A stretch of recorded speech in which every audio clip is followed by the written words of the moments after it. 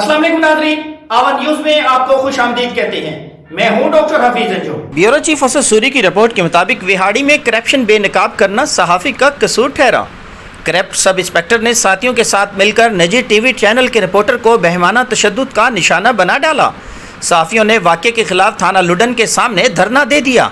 सहाफ़ियों का IG Punjab, RPO Multan और DPO Vehari से नोटिस लेने का मुतालबा।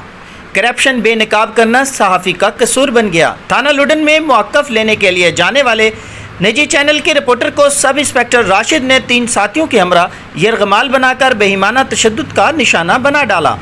सहाफ़ी पर तशद्दुद के खिलाफ सहाफ़ियों की कसीर तादाद ने थाना लुडन के सामने धरना दे दिया है और सहाफ़ियों का पुलिस के खिलाफ एहतजाजी मुजाहरा जारी है। मुजाहिरीन सहाफ़ियों का कहना है कि मौक़िफ़ लेने के लिए जाने वाले सहाफ़ी पर तशद्दुद आज़ादी सहाफ़त पर हमला है।